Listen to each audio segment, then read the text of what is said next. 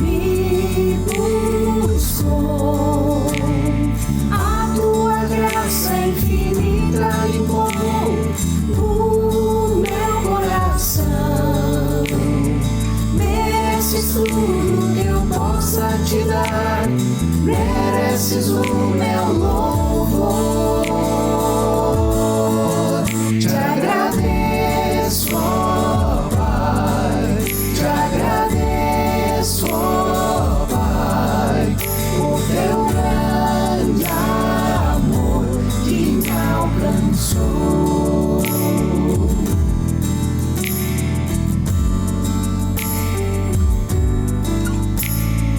Como retribuir tanto amor assim? Deste teu filho tesouro maior pra morrer por mim. A tua intimidade inundou o meu coração. Mereces tudo que eu possa te dar, mereces o meu louvor. Te agradeço, ó Pai, te agradeço, ó Pai, por teu grande amor que me alcançou. Te agradeço, ó Pai, te agradeço, ó Pai, por teu grande amor que me alcançou. Bem-vindo a mais um dos nossos cultos online aqui na Igreja Batista Conde. É uma alegria mais uma vez te receber no nosso meio e nós estamos hoje dando sequência à nossa série de mensagens ao anjo da igreja, as 7 igrejas retratadas no Apocalipse. Hoje nós vamos estudar mais 2 delas. Mas para nós começarmos esse culto, eu gostaria de fazer uma pergunta especialmente para você. Como está o seu coração? Nós estamos em agosto já e passaram tanto tempo já, passaram tantas coisas desde o início da pandemia, e eu sei que o coração de muitos, bem como o meu, em diversas vezes está cansado, está sobrecarregado, está pesado. Por isso, antes de qualquer outro assunto hoje, eu quero te convidar a olhar a palavra de Deus, o que Cristo fala sobre essa verdade. Mateus, capítulo 11, a partir do versículo 28, diz o seguinte: venham a mim todos os que estão cansados e sobrecarregados, e eu darei descanso a vocês. Tomem sobre vocês o meu jugo e aprendam de mim, pois sou manso e humilde de coração, e vocês encontrarão descanso para as suas almas, pois o meu jugo é suave e o meu fardo é leve. Entenda aqui no versículo 28, o que ele diz é que Cristo, o próprio Cristo está dizendo que Ele é quem dará descanso ao nosso coração.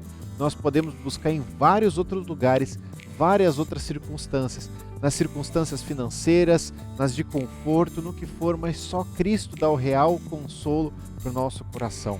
Por isso, que nesse início de culto nós possamos recorrer a Ele, para que esse culto sirva também para como um bálsamo para o seu e para o meu coração, mas principalmente o nosso tempo devocional, o nosso tempo diário com o nosso Deus, que sirva para que o peso das nossas costas seja leve, não andemos sobrecarregados, mas leves porque Cristo nos promete isso quando dependemos dele.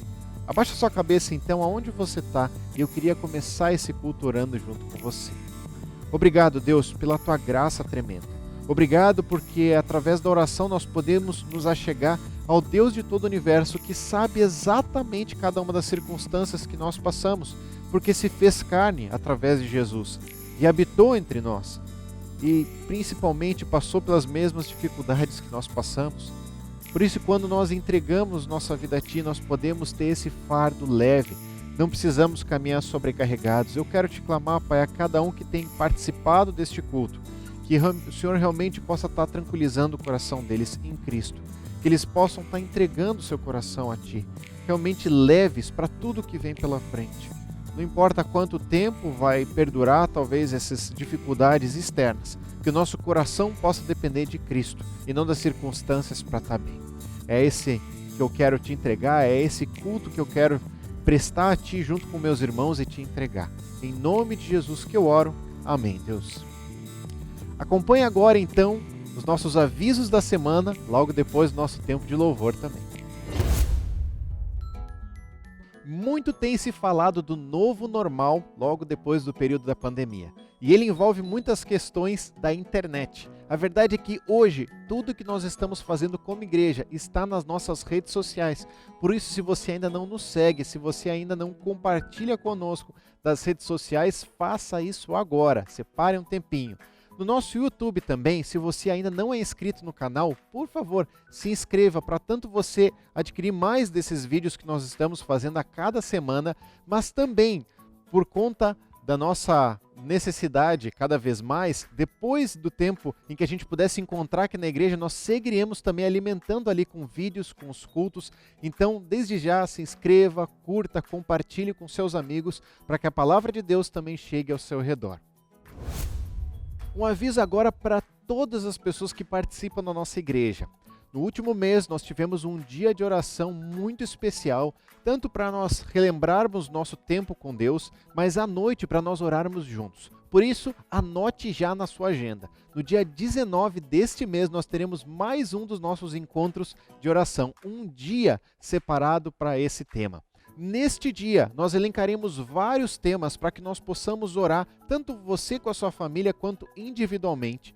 E à noite, às 8 horas da noite, nós teremos então nosso encontro no Zoom para orarmos juntos, separarmos nas salas, voltarmos, vai ser um tempo especial como igreja. Nessa semana, não teremos grupos pequenos, o nosso encontro será todo nessa quarta-feira. Por isso, participe conosco desse tempo mais que especial e importantíssimo para a saúde da nossa igreja.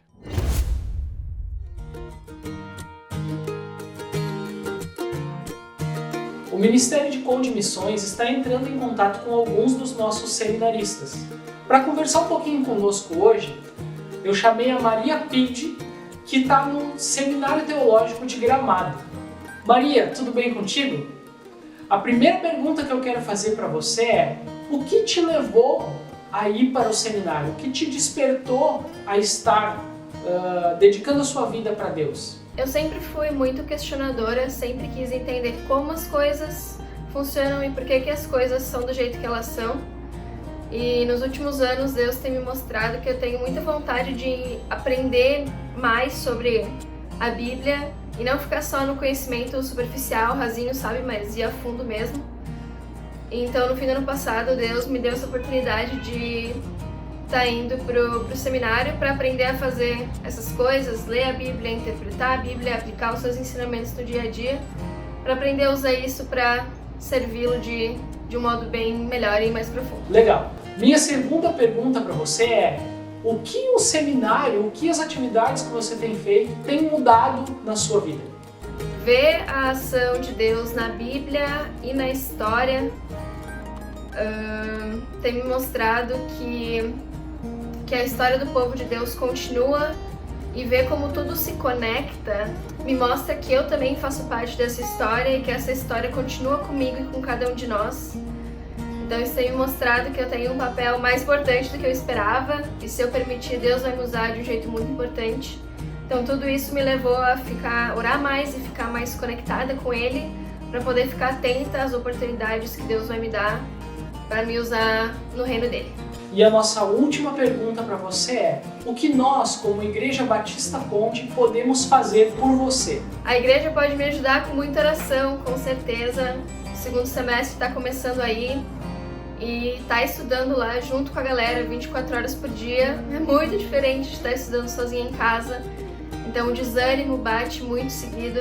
Então se puderem estar orando para que eu possa ter mais ânimo para estar estudando e aprendendo como Deus quer que eu faça, vai ser muito bom. E também agradeço se a igreja puder estar orando para que eu possa aprender a lidar melhor com confronto e ser mais ensinável. Porque por mais que eu saiba que Deus quer me mostrar as áreas em que eu preciso evoluir, nem sempre eu quero saber quais são elas, porque eu não gosto de estar errada, acredito que como muita gente. Mas então, se puderem estar orando para eu ter mais ânimo e empolgação para estudar e para que eu possa aprender a lidar melhor com críticas, para crescer e ficar mais madura espiritualmente. Muito legal. Maria, que Deus te abençoe e conte com as nossas orações, conte com a tua igreja te apoiando em oração, te sustentando nesse período que você vai estar aí, e aproveita bastante, que é um tempo que passa muito rápido e com certeza vai ser algo que você vai levar para o resto da sua vida. Muito obrigada. O Salmo 126 diz assim: quando o Senhor trouxe os exilados de volta a Sião, foi como um sonho. Nossa boca se encheu de riso e cantamos de alegria. As outras nações disseram: o Senhor fez coisas grandiosas por eles. Aí o versículo 3 diz assim: sim, o Senhor fez coisas grandiosas por nós. Que alegria! Tem uma versão que a gente decora normalmente, ou eu decorei quando era menor, que dizia assim: grandes coisas fez o Senhor, por isso estamos alegres. Não é mesmo? Nós já começamos o culto hoje cantando sobre esse grande amor que nos alcançou. Essa foi a principal grande coisa que Ele fez na minha vida, talvez tenha feito na tua vida também. Semana passada nós falamos sobre a bondade de Deus quando falamos do nosso louvor individual ou do nosso louvor familiar, a adoração familiar que a gente pode fazer nesse tempo agora. Já falamos também sobre a graça em outros momentos. E hoje nós vamos falar sobre essas grandes coisas que o Senhor faz por nós, continua fazendo e a gente sabe que vai fazer. Gasta um tempinho agora conversando com a tua família, ou então lembrando em oração, lembrando daquelas grandes coisas que o Senhor tem feito na tua vida, na vida da tua família, na vida dos teus familiares. Agradece a Ele e canta junto com o nosso pessoal essa música, que o Senhor faz grandes coisas por nós. Prepara teu coração também para a mensagem que vem logo adiante.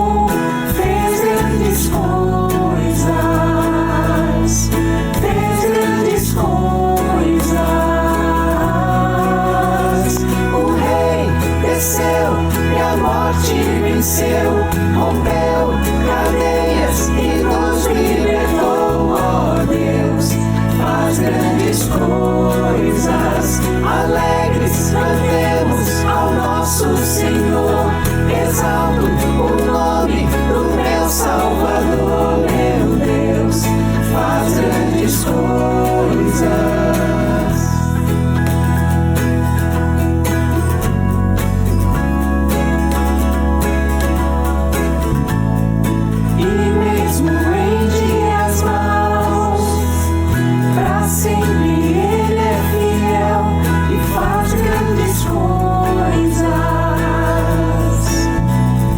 Sei que fará outra vez, nele temos o sim, o amém. Faz grandes coisas, faz grandes coisas. O Rei desceu e a morte venceu, rompeu cadeias e nos libertou, ó Deus, faz grandes coisas.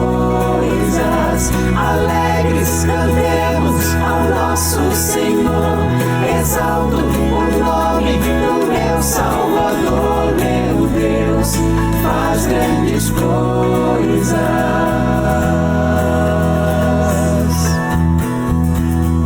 Aleluia a Deus, o grande eu sou. Aleluia a Deus, o seu amor. Aleluia a Deus, que tudo faz.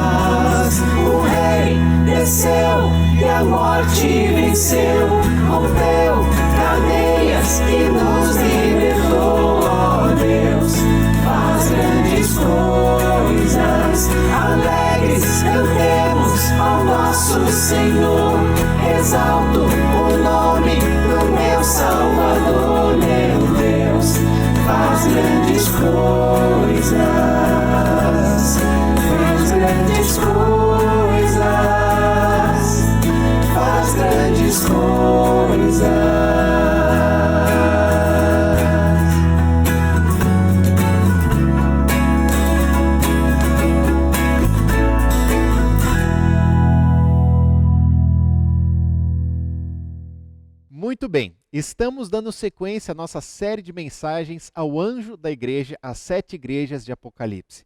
Certamente é um tema em que nós não passamos muitas vezes na nossa igreja, mas através disso nós estamos conseguindo fazer um raio-x da Conde, da nossa própria igreja e principalmente de nós como indivíduos, como nós estamos, baseando-se nas dificuldades e facilidades daquelas 7 igrejas retratadas no livro. Por isso, nós já vimos 3 igrejas. A primeira, Éfeso, sendo representada como uma igreja muito crítica com os falsos mestres, mas exortada pelo próprio Cristo com relação ao abandono do primeiro amor.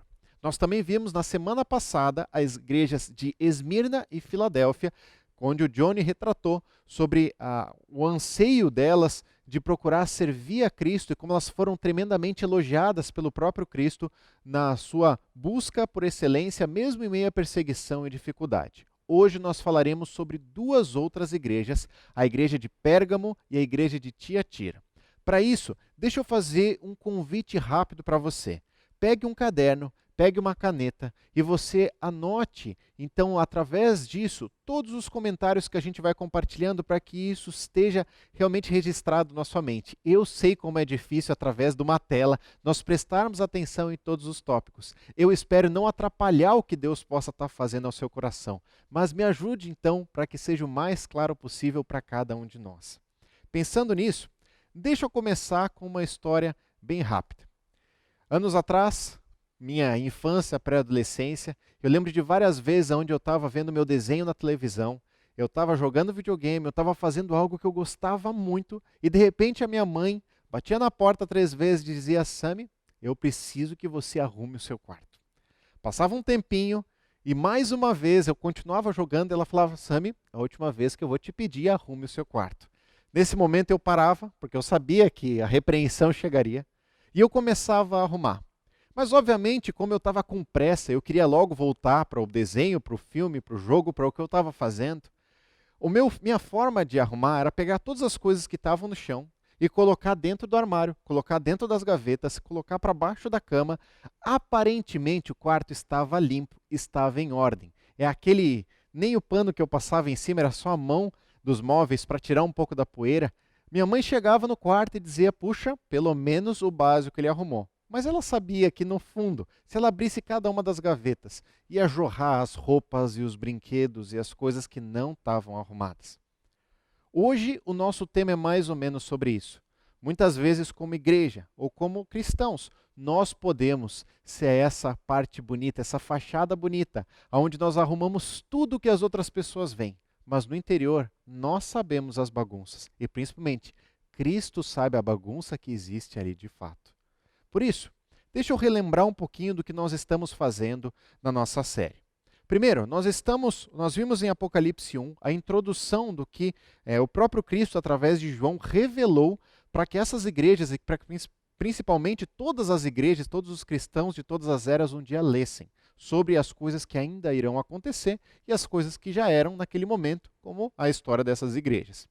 Nós vimos então no capítulo 2, começamos vendo no capítulo 2, algumas dessas igrejas. A igreja de hoje, as 2 igrejas de Pérgamo e de Tiatira, elas são engraçadas, porque elas são de cidades muito diferentes, são igrejas muito diferentes, com circunstâncias diferentes, mas as suas lutas são parecidas. Mas a verdade é que Jesus se apresenta a cada uma delas de uma maneira distinta, personalizada. E ele dá uma resposta para cada uma delas, diferente, mostrando como realmente Cristo se importa, ele conhece cada uma das igrejas, ele tem em sua mão cada uma delas e os seus líderes também. Por isso, vamos pensar rapidamente na estrutura dessas igrejas, dessas cartas às igrejas, para que a gente consiga também tanto acompanhar o que já passou, quanto o que ainda virá pela frente. Olha o que acontece em praticamente toda a carta, a sequência que acontece em praticamente toda a carta. Primeiro, a apresentação. Jesus se apresenta para aquela igreja de uma maneira diferente do que para as outras. Ele se apresenta como aquele que vai resolver aquele problema daquela igreja. Segunda parte, ele apresenta os principais pontos positivos, pontos negativos, ou seja, Jesus conhece o que está acontecendo naquele meio. Terceira característica, ele traz as atitudes. Para aqueles que estavam rebeldes, o arrependimento. Para aqueles que estavam fiéis, o conforto, o consolo. Jesus mostra a atitude que aquelas pessoas precisavam tomar. E por fim, Jesus relembra das promessas. Ele diz: ao vencedor eu darei de sentar junto comigo um dia na eternidade. Ao vencedor poderá comer do maná secreto. Várias frases dizendo: aquele que for fiel poderá colher desses frutos. Pensando em tudo isso, nós vamos entrar agora em Apocalipse capítulo 2, a partir do versículo 12. E nós vamos ler até o versículo 29. Só que a forma que eu quero desenvolver junto com vocês é um pouco diferente. Nós vamos ler essas duas igrejas juntas. Então nós vamos ver parte dessa igreja de Pérgamo e parte da igreja de Tiatira em cada uma dessas características que eu apresentei agora. A apresentação, os pontos, a atitude e as promessas também. Certo? Leia comigo então Apocalipse capítulo 2, versículo 12. Ele diz o seguinte: ao anjo da igreja em Pérgamo, escreva: estas são as palavras daquele que tem a espada afiada de 2 gumes. Muito bem, Jesus está se apresentando aqui diferente de qualquer outra igreja. Ele se mostra como aquele que tem a espada afiada de 2 gumes. Vamos ver um pouquinho sobre a apresentação, então, dessa igreja. E o que eu quero também nesse dia fazer com você é nós pensarmos como se essas igrejas nós estivéssemos entrando dentro dela. Nós vamos ver primeiro a fachada dessa igreja, que é a apresentação. Nós vamos ver o salão principal, onde tudo é tão bonito. Nós vamos ver o porão, onde são os lugares mais difíceis e onde estão realmente os problemas daquela igreja. E por fim nós vamos para o jardim, onde os novos frutos talvez podem estar chegando. Nesse momento, começamos pela fachada da igreja, a apresentação de cada uma delas. Iniciando por Pérgamo. Pérgamo era a maior cidade considerada ali daquela região da Ásia. Por praticamente 400 anos, ela foi a capital da Ásia. Então, era uma cidade muito importante, provavelmente muito rica e muito conhecida por toda a região. Nessa cidade havia a segunda maior biblioteca do mundo antigo, só sendo depois, ou um pouco menor, do que a biblioteca de Alexandria. A verdade é que se você conhece a palavra pergaminho, ela vem exatamente dessa palavra Pérgamo.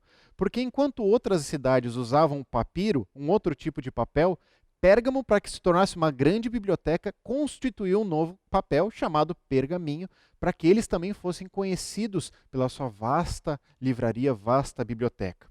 Neste lugar havia o templo dedicado a César e muitas pessoas comumente cultuavam e mostravam o culto ao imperador, ou seja, César era como uma entidade espiritual, uma entidade divina e ele precisava ser adorado. Perceba desde já os desafios para os cristãos. 2 coisas que a gente percebe nesse momento.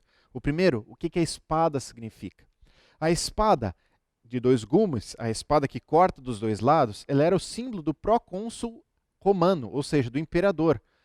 E a verdade é que Jesus se apresenta com essa espada. Porque o que ele está dizendo é: se vocês precisam temer alguém, temam a mim. Eu sou verdadeiramente poderoso. Temam a mim antes do que temer a Roma. Ela está limitada ao meu poder também. Segunda coisa que nós percebemos dentro disso, o nome Pérgamo. Pérgamo significa casado. E nós vemos essa analogia porque a igreja, não só Pérgamo, mas todas as igrejas são a noiva de Cristo. Em Apocalipse, várias vezes nós ouvimos falar sobre a Babilônia, a meretriz, o sistema desse mundo que abandonou a ideia de Cristo e por conta disso é a prostituta, está afastado, mas a igreja é a noiva, tem esse compromisso. E era isso que Jesus queria lembrar para essa igreja de Pérgamo. Muito bem. Vamos então para a igreja de Tiatira e acompanha comigo no versículo 18 o que diz nesse momento sobre essa igreja. Ao anjo da igreja em Tiatira, escreva: estas são as palavras do Filho de Deus, cujos olhos são como chama de fogo e os pés como bronze reluzente. Muito bem, se Pérgamo era considerada a maior cidade daquela região, Tiatira, pelo contrário, é considerada a menor cidade da região. Ela não tinha nenhum centro religioso importante, ela não tinha nenhum costume importante, não era uma cidade rica, apenas era uma rota comercial. E por ser uma rota comercial, todo o comércio deles era envolvido por associações, ou seja, os tintureiros, os caras que pintavam, eles tinham um grupo, e esse grupo ele dava festas, ele adorava uma entidade, uma divindade específica, eles tinham o seu grupinho. Os outros grupos que trabalhavam com lã também tinham a sua entidade, sua identidade, sua divindade que eles serviam, tinham suas festas, seus sacrifícios. Cada grupo desses era classificado de uma maneira diferente. Ou seja, para você se enturmar nessa cidade, ou para você ter sucesso na cidade, você precisava entrar num desses grupos de comércio. Assim, enquanto em Pérgamo nós tínhamos o culto ao imperador, aqui em Tiatira nós tínhamos uma grande dificuldade com essas associações que haviam. Nós vemos também Jesus sendo retratado de uma forma bem específica. Ele se mostra como Filho de Deus. Esse é o único lugar em Apocalipse onde Jesus se retrata como o próprio Filho de Deus, mostrando a sua autoridade, que ele era o próprio Rei. Mostrando também os olhos que são como chama de fogo e os pés como bronze reluzente. A verdade é que naquele lugar em Tiatira havia também um templo dedicado a Apolo. Apolo, que era o deus Sol, considerado naquela época. Então Jesus se retrata não só como aquele que é maior que o deus Sol, mas como os seus olhos são como chama de fogo. Ele é realmente todo-poderoso. Aquelas pessoas não precisavam temer a um deus falso que havia naquela região, mas ao Deus verdadeiro, ao Filho de Deus, que um dia reinaria sobre tudo e todos. É assim que Jesus se apresenta para essa igreja. Muito bem. O que nós vemos nesses primeiros 2 versículos? A primeira coisa que eu percebo é que o perigo do abandono, de ser fiel a Deus dentro da igreja, ele não se refere a qual lugar ou a qual cidade que nós estamos. Porque nós podemos ver em Pérgamo uma grande cidade que posteriormente tinha vários problemas, como em Tiatira, uma pequena cidade que a sua igreja também tinha vários problemas. Os problemas não estão inerentes apenas à sua cidade, mas à seriedade dos seus membros. Existem igrejas em Porto Alegre que podem crescer com uma seriedade muito grande, mesmo onde se dizem que é o cemitério de pastores aqui, a região do Rio Grande do Sul. Mas também existem outros lugares onde pode ser o berço de vários pastores, onde existem igrejas que estão morrendo. É referente não apenas ao lugar, à região, mas sim à seriedade das pessoas. Minha primeira pergunta é: como nós lidamos com o nosso problema?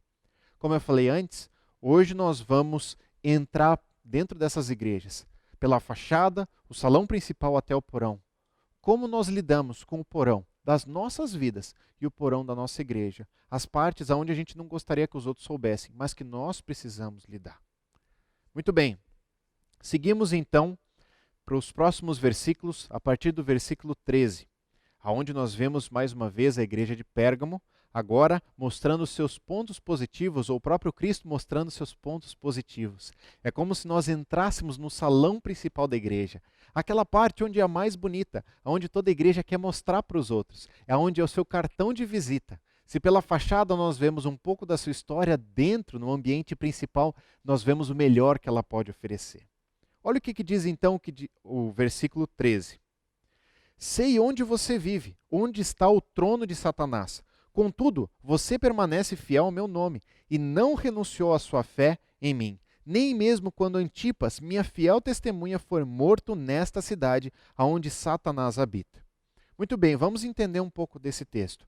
Obviamente, Jesus não estava se referindo a um trono físico onde Satanás estava sentado, mas sim a um lugar onde habitava muito misticismo, muitas coisas incoerentes. Por isso que Satanás estava reinando. É verdade que ali em Pérgamo havia um templo dedicado a Esculápio, e esse era o deus chamado da cura.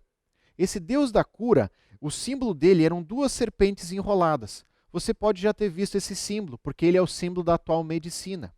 No meio disso, nós vemos também como Satanás sendo retratado, desde o Éden, como a serpente sagaz, enganadora, que vai rastejando e consegue então se infiltrar no meio.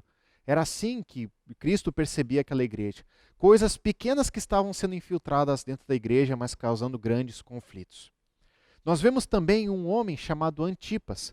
Antipas, pela história da igreja, se diz que ele era um dos bispos, um dos pastores daquela igreja. E provavelmente por ele ter sido fiel a Cristo, por ele ter se negado a prestar culto a César, ele foi então colocado dentro de um boi gigante de bronze, e então esse boi foi aquecido a uma temperatura muito grande até que ele ficasse incandescente vermelho, e Antipas então foi morto ali dentro. Ou seja, haviam cristãos sérios naquela região. A igreja de Pérgamo, apesar da perseguição, se manteve firme. A perseguição não fez com que Satanás reinasse naquele lugar, naquela igreja. A igreja se manteve firme apesar disso. Vamos ver então a igreja de Tiatira nos seus pontos positivos também. Olha o que diz o versículo 19. Conheço as suas obras, o seu amor, a sua fé, o seu serviço, a sua perseverança, e sei que você está fazendo mais agora do que no princípio. Quando a gente olha esse versículo, parece uma igreja tão crescente, tão bonita, e realmente ela se apresentava assim. Ela era dedicada ao amor. A igreja ela estava crescendo, cada vez mais pessoas conhecendo, mais agora do que no princípio. A verdade é que nós vamos ver nos próximos versículos como parece que a igreja de Tiatira ela era o contrário à igreja de Éfeso. A igreja de Éfeso tinha muito sério a verdade, levava muito a sério a verdade, mas estava aos poucos abandonando o amor. E a igreja de Tiatira tinha muito sério compromisso com o amor e era marcada pelo seu amor e fé, mas estava aos poucos abandonando a verdade. Acompanha comigo o texto de Efésios, capítulo 4, versículo 15. Porque Paulo, em outros momentos, principalmente para a igreja de Éfeso, onde nós vemos a verdade, o amor sendo abandonado por conta da verdade, ele alerta todos os cristãos.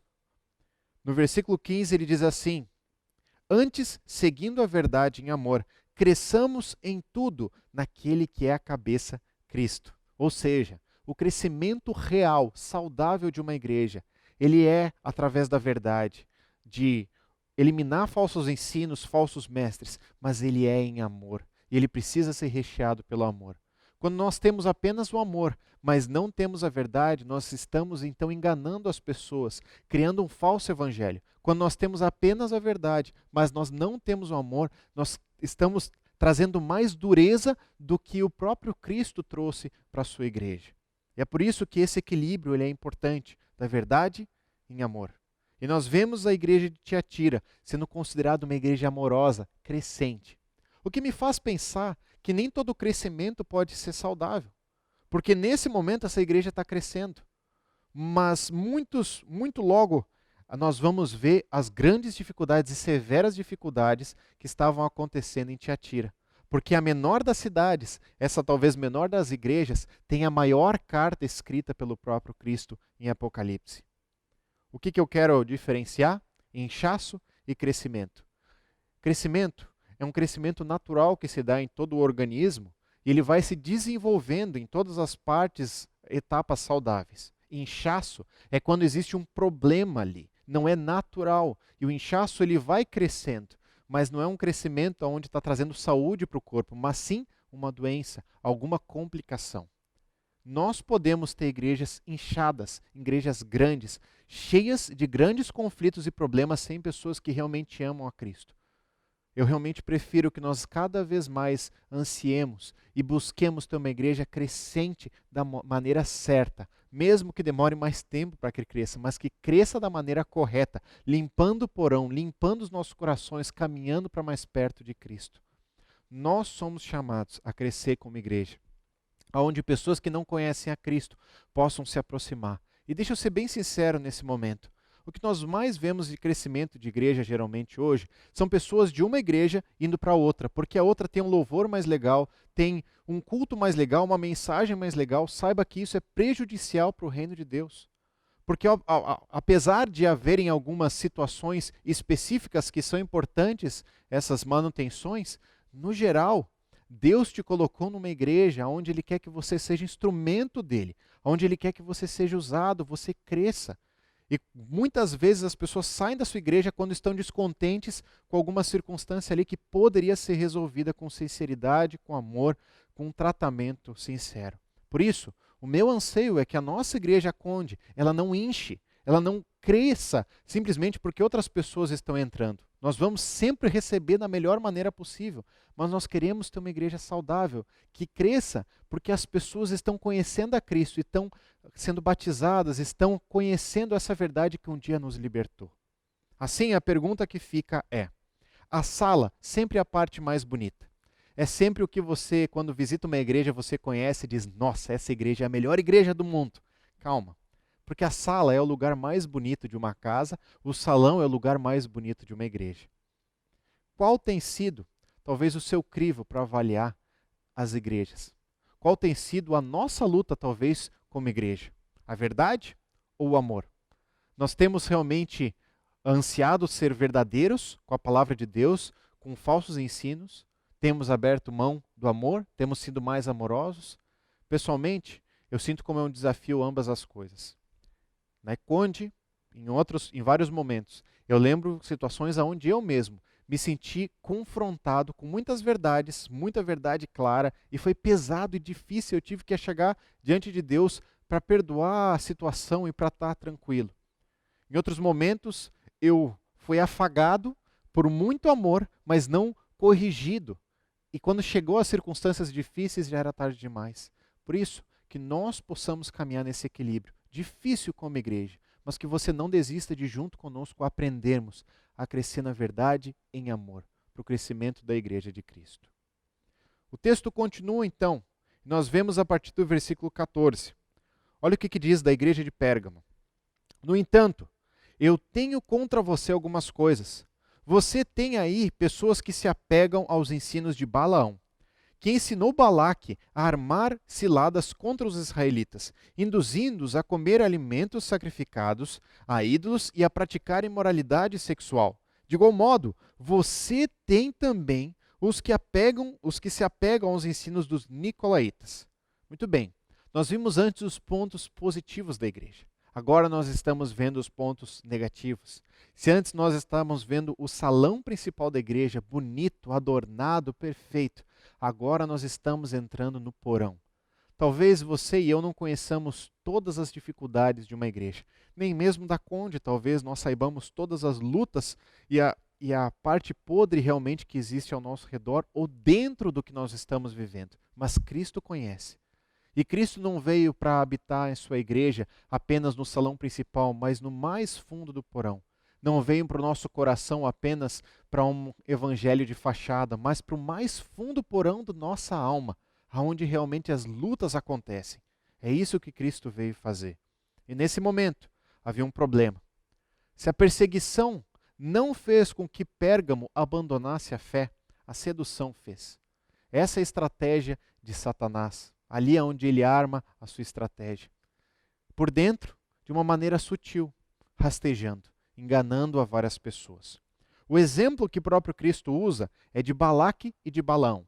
E deixa eu recordar um pouquinho dessa história que acontece lá em Números 23, 24 e 25. Balaão era um profeta aonde Deus tinha o levantado, e Balaão então é contratado por Balaque, o rei dos Moabitas, para que amaldiçoasse o povo de Israel. Quando ele tenta amaldiçoar então o povo, Deus faz com que ele mandasse bênçãos para o povo. Então vai mostrando vários oráculos, várias situações onde Balaão vai lá xingar o povo e realmente mandar insultos, e ele abençoa a todos. E então a estratégia muda. O que Balaão percebe é que não tem como vencer a Deus nesse artigo, nenhum outro, mas não tem como ser claros para o povo os amaldiçoando. Mas é possível criar laços, amizades. E foi essa a estratégia de Balaão para Balaque. Crie laços. Apresente as suas mulheres para o povo de Israel. Crie festas, crie contato, porque nesse contato vocês vão começar a ter um relacionamento próximo. Com isso, vão gerar relações, vão gerar casamentos e a mistura está feita então. Você vai ter o reino que você tanto anseia. Dito e feito, naquele momento em Números 25 nós vemos como o povo ele abandona mais uma vez a Deus por ceder aos encantos de várias mulheres moabitas e eles vão continuando a sua decadência naquele momento.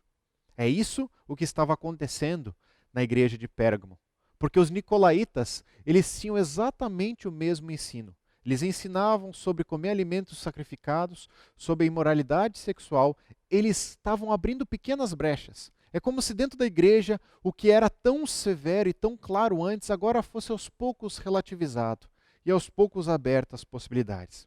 Ou seja, os cristãos dali, eles estavam sendo convidados para de alguma forma se aproximar dos romanos. Dos cidadãos de Roma, principalmente das pessoas que moravam em Pérgamo, através do seguinte: eles iam lá uma vez no ano e queimavam incenso no templo de César e diziam: César é o Senhor. Com isso, entravam nas festas, participavam da vida pública da cidade e se tornavam cada vez mais influentes e envolvidos ali no meio. Abriam mão da seriedade com a palavra de Deus. Abaixaram o nível. Eu percebo na minha vida alguns momentos, como principalmente depois de alguns acampamentos em que a gente passava no Palavra da Vida, equipando, ajudando, e lá tem um crivo muito importante para com a vestimenta das mulheres, sobre de nenhuma forma ter um decote maior, uma vestimenta que seja inadequada, porque a gente quer realmente promover a palavra de Deus e nada mais. E depois que a gente passava um mês e meio naquele lugar, no acampamento, a gente saía e voltava para Porto Alegre bem na época do verão. E era engraçado como a gente olhava as meninas vestidas ao redor e falava, gente, que roupa é essa? Olha o decote da menina, olha o jeito que ela está se vestindo, como é que essas meninas não sentem vergonha desse jeito? A verdade é que elas já se vestiam assim antes, vão continuar se vestindo, mas o meu crivo, de alguma forma, ele mudou. Parece que, obviamente, esse é um exemplo muito pequeno, e que nós somos chamados a ser santos de todas as formas, as mulheres com a sua vestimenta, os homens com seus olhos.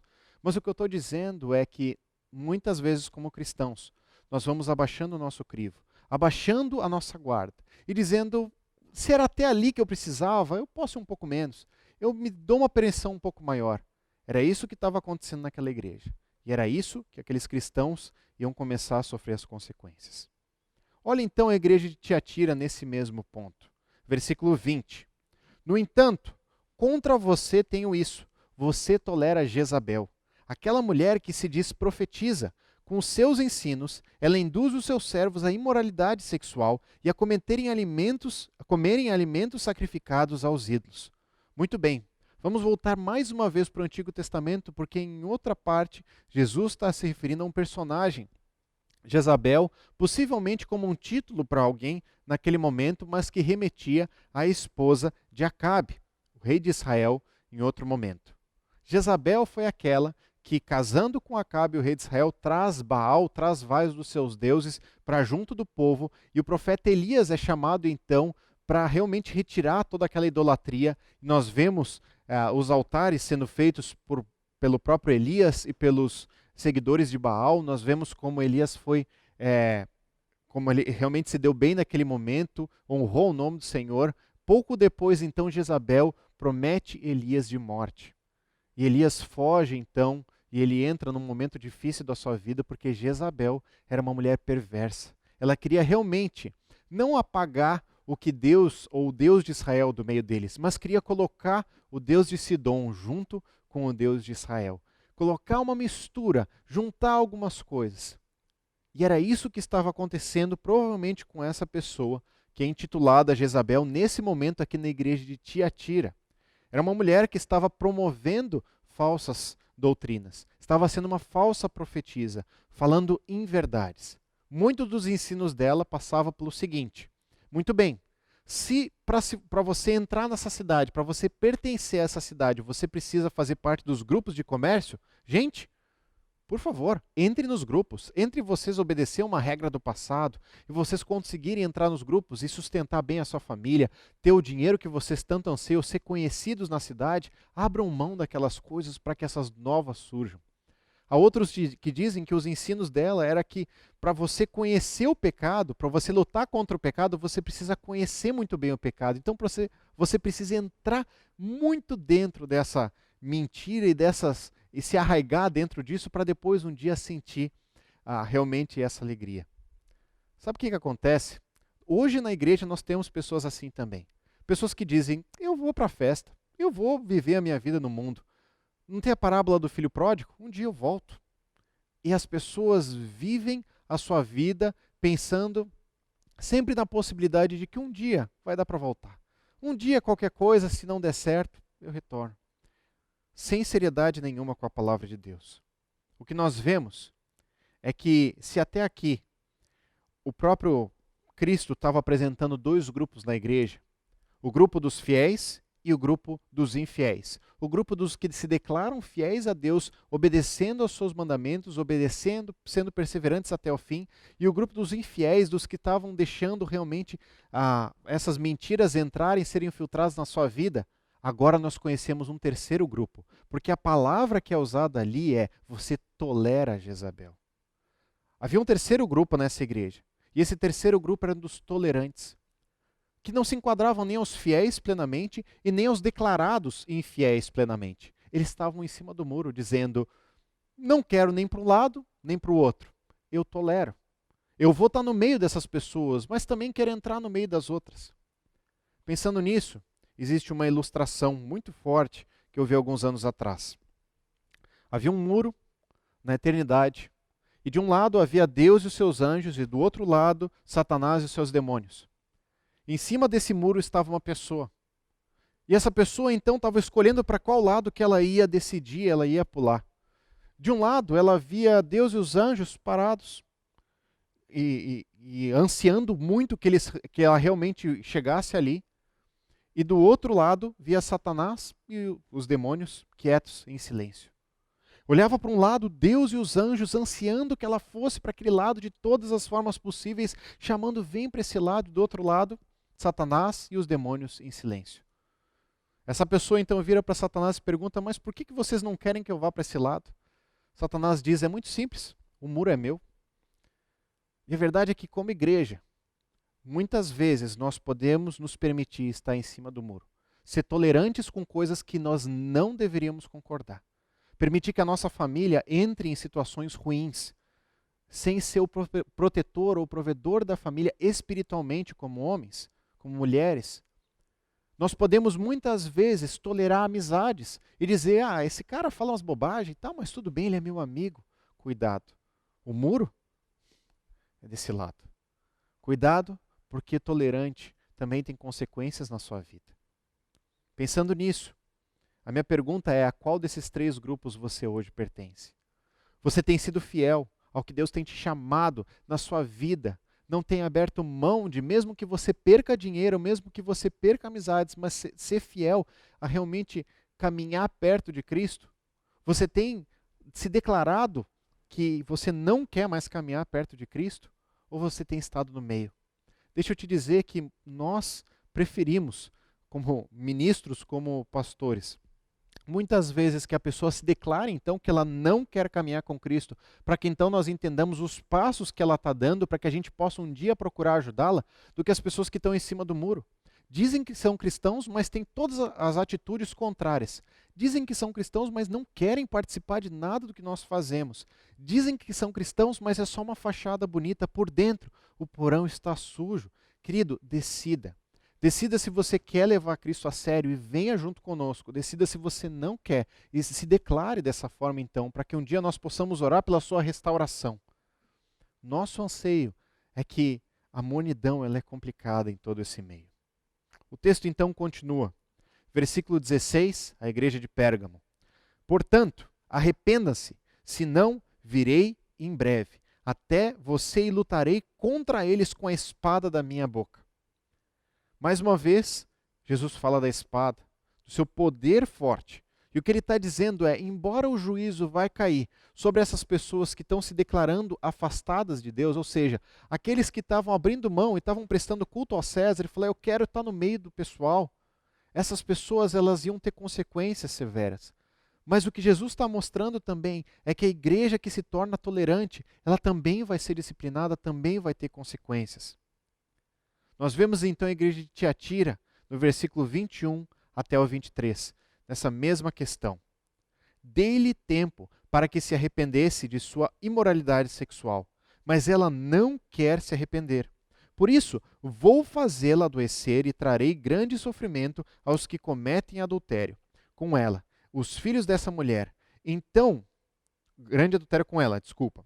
A não ser que se arrependam das obras que ela pratica. Matarei os filhos dessa mulher, então todas as igrejas saberão que eu sou aquele que sonda mentes e corações e retribuirei a cada um de vocês de acordo com as suas obras. O que está acontecendo nesse momento? Nós vimos o porão, o pior de cada uma dessas igrejas. E agora, eu não sei você, mas muitas vezes quando meus pais queriam conversar sério comigo, queriam me repreender, me corrigir, eles me levavam para o quarto. Talvez esse é o momento de arrependimento, esse é o momento onde a gente vai para o quarto da casa, onde nós temos uma conversa então séria, com o Deus de todo o universo, séria com o próprio Cristo. E o que Cristo diz para ambas as igrejas é o arrependimento, ele é essencial, para que vocês voltem a ser saudáveis. Se vocês não se arrependerem, só vai piorar as consequências. Lembra do que eu falei do crescimento? Uma igreja que não corrige os seus erros, não corrige os seus erros internos, ela vai inchar, não vai crescer saudavelmente. Uma igreja que abre mão dos seus padrões, ela não consegue seguir glorificando a Deus de uma forma plena, porque ela tem problemas dentro, internos, onde o próprio Cristo conhece a verdade dessa igreja. Na igreja de Tiatira, o que nós lemos é que Jezabel não possuía mais tempo. Cristo tinha dado vários momentos para ela e agora o seu tempo estava findando. E os seus seguidores também estavam nos últimos momentos para que se arrependessem. A verdade é que essa igreja poderia ser um exemplo das consequências da desobediência total e de realmente perverter a palavra de Deus. Sabe o que é muito sério? Olha comigo lá o final da Bíblia, Apocalipse, capítulo 22. No final da Bíblia, o que nós vemos? Versículo 19 diz assim, ó: se alguém tirar alguma palavra deste livro de profecia, Deus tirará dele a sua parte na árvore da vida e na cidade santa que são descritas nesse livro. O que ele está dizendo? Leia com seriedade a palavra de Deus e nunca adicione algo, nem tire o que está sendo pregado nessa palavra. Olha um outro texto lá em Gálatas, capítulo 1, versículo 8. Versículo 8 diz assim: mas ainda que nós ou um anjo dos céus pregue um evangelho diferente daqueles que pregamos a vocês, que seja amaldiçoado. Você quer saber onde estão as consequências severas para alguém? É essa pessoa perverter os ensinos da palavra de Deus. Ai de mim, ou ai de qualquer um de nós, se nós inventarmos algum evangelho, se nós aumentarmos alguma coisa ou diminuirmos, as consequências são severas, onde o próprio Cristo promete trazer essas consequências. Por isso, era isso que essa igreja talvez estaria se tornando como um exemplo. O passo agora é, se você se enquadra na sua vida, você tem vivido um evangelho de fachada, você tem sido tolerante, você não tem sido por completo, ou você tem se declarado cada vez mais distante de Deus, hoje é o dia para que você se arrependa. Hoje é o dia para que você se afaste disso. E arrepender são 3 passos muito simples. É você parar o que você está fazendo. Você simplesmente cortar todos os laços com o que é afastado de Deus, todos os laços com o trono de Satanás. É você dar meia volta e você realmente olhar para a direção certa, e então você caminhar na direção certa. São passos que você precisa dar e eu não posso dar para você. Nós podemos pregar cada semana o Evangelho. O próprio Cristo pode pregar para você o Evangelho. Mas se você não quiser, você não der um passo de arrependimento, não há nada que a gente possa fazer. A minha oração é que o Espírito Santo incomode o seu coração a cada dia, mas que você seja revelado o seu coração, para que você seja transformado. Caminhe em arrependimento. Assim nós caminhamos para o final dessas 2 cartas. As bênçãos prometidas àqueles que sejam fiéis em cada uma dessas igrejas. É o jardim, talvez de uma casa, onde nós vemos os frutos crescendo, que foram plantados há tanto tempo atrás. Olha o versículo 17, a igreja de Pérgamo. Aquele que tem ouvidos ouça o que o Espírito diz às igrejas. Ao vencedor darei do maná escondido, também lhe darei uma pedra branca com um novo nome nela escrito, conhecido apenas por aquele que o recebe. Olha as 2 figuras de linguagem que Jesus está usando. Primeiro, o maná escondido.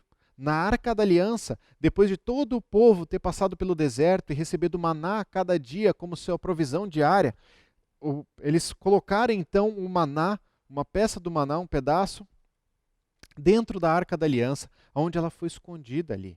E a verdade é que na eternidade nós não colheremos simplesmente de um pão escondido, mas sim de um banquete celestial, onde para todo sempre nós estaremos com o próprio Cristo. As dificuldades dessa terra não se comparam com as alegrias com que há de vir. Da mesma forma, ele fala da pedra branca. Em todo julgamento naquela época, diante do juiz, as pessoas que advogavam ou que decidiam se a pessoa era culpada ou inocente era através de pedras brancas ou pretas. Pretas para os que eram culpados e brancas para os que eram inocentes. Aquele que é fiel, aquele que tem procurado apesar desse mundo devasso, apesar das dificuldades, ser fiel a Deus, um dia ele vai receber essa pedra branca, a sua inocência. Porque quando Deus o olhar, não vai ver as suas dificuldades, mas a grandeza de Cristo, a pureza, a santidade de Cristo. Da mesma forma, nós vemos então agora a igreja de Tiatira. Olha o que diz a partir do versículo 24. Aos demais que estão em Tiatira, a vocês que não seguem a doutrina dela e não aprenderam, como eles dizem, os profundos segredos de Satanás, digo, não porei outra carga sobre vocês, tão somente apeguem-se com firmeza ao que vocês têm, até que eu venha. Aquele que vencer e fizer a minha vontade até o fim, darei autoridade sobre as nações. Ele as governará com cetro de ferro e as despedaçará como um vaso de barro. Eu lhe darei a mesma autoridade que recebi do meu Pai. Também lhe darei a estrela da manhã. Aquele que tem ouvidos, ouça o que o Espírito diz às igrejas. O que Jesus está falando aqui para a igreja de Tiatira é: se você, ao vencedor, a pessoa que tem se mantido fiel, apesar de todas essas dificuldades, se você está assim, eu quero te encorajar. Eu não vou colocar nenhum peso em cima de você. Somente fique firme, porque um dia... E aí ele começa a falar várias questões da autoridade do próprio Cristo como rei. Um dia o rei virá e você reinará com esse próprio rei. E as consequências acontecerão sobre os que estão contrários a esse rei. Parece que nessa terra, nessa vida, nós vemos pessoas que fazem coisas ruins e são exaltadas. E pessoas que aparentemente estão tentando fazer tudo certo e obedecer a Deus e estão sendo rejeitadas e estão sofrendo, são mártires, sofrem. E nós pensamos como isso pode ser justo. A nossa vida na terra é uma ínfima parte de toda a eternidade, porque um dia todas as peças serão colocadas no seu lugar pelo Rei dos Reis. E você pode escolher em qual lado você estará. Se você está ouvindo essa mensagem e você não tem um relacionamento com Cristo, eu quero te falar com muita certeza, olhando para a palavra de Deus, que só existem dois caminhos. O trono de Satanás, aonde é o inferno para todo sempre, toda a sua eternidade, ou a proximidade com Cristo, aonde nós vamos colher dos novos céus e nova terra para sempre. É por isso que eu entreguei a minha vida para trabalhar no ministério, porque eu entendo que a seriedade de uma vida em apresentar para outros esse evangelho é importante. Eu quero caminhar cada dia mais, para que mais pessoas possam conhecer. O próprio Jesus se apresenta no final como a estrela da manhã. Aquelas marcas da salvação nas suas mãos serão vistas por aqueles que são fiéis. A verdade é que o final daquele que é fiel, por mais que a sua vida tenha sido difícil, a eternidade, tudo o que vem pela frente, será incrível. Eu tenho uma pergunta para terminar essa mensagem. Uma pergunta para que nós terminemos tudo o que nós falamos hoje. E a pergunta é: o que Deus falou ao seu coração? Para nesse momento e escuta. Se você anotou, revisa o que você foi anotando, o que você foi escrevendo. Lembra um pouco dos pontos que nós falamos.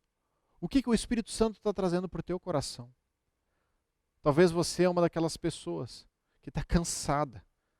E está no momento de ser fiel, mas está cansado e está sobrecarregado.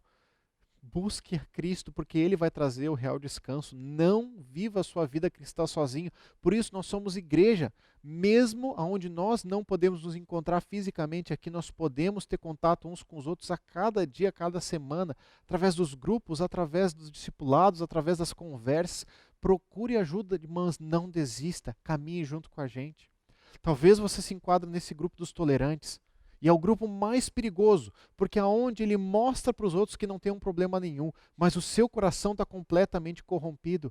E talvez Deus agora está mostrando para o seu coração quem você é, e você precisa se arrepender disso. E você precisa realmente declarar, confessar as suas lutas, os seus pecados, e limpar esse porão do seu coração. Talvez você esteja hoje declarado. Tantas e tantas pessoas que nós já conversamos, que disseram: eu não quero mais caminhar com uma igreja. Eu não quero mais caminhar em proximidade com Cristo. Eu decido estar em outro lugar. E talvez esse seja o dia que Deus está te chamando de volta e falando: querido, é só em mim que você encontra descanso. Eu não sei o que Deus tem falado ao seu coração. Eu sei o que Deus tem falado para mim. E é com muita seriedade que eu percebo que por vezes eu posso passar por um tolerante. Estar em grupos, estar em locais onde eu não digo nada da minha opinião. Onde eu posso me passar até como alguém que discorda de Deus por não ter falado nada. A ser realmente alguém que tem permitido lutas no seu coração e não tem confessado. Deus tem tratado isso no meu coração a cada dia, para que eu confesse, para que eu alcance essa proximidade, porque saiba que a igreja, que a Conde, ela só vai crescer da forma saudável quando nós permitirmos que Cristo limpe o porão. E vai ter momentos onde Ele vai limpar por bem ou por mal, porque a igreja precisa crescer, porque a igreja é dele, não é nossa. Eu queria te convidar a você baixar sua cabeça e nós terminarmos essa mensagem então em oração. Senhor Deus, nós somos uma igreja que não é de uma pessoa em específica aqui. Não é por quem paga os dízimos, não é por quem está aqui na frente pregando. A igreja, ela é tua, desde o princípio, pelo princípio dela ser feita. A igreja é tua, é a tua noiva. Pai, nos perdoa porque várias vezes nós fazemos o errado para contigo. Nós permitimos no nosso meio, na nossa família, na nossa casa, na nossa vida, situações que corrompem o que nós sabemos que precisamos te seguir. Nós vemos cristãos na igreja de Pérgamo e de Tiatira que estavam abrindo mão de te servir unicamente em prol de César, abrindo mão de um conforto, aliás, de buscar a ti em prol do conforto, de estar envolvido em associações comerciais. Pai, nos ajuda.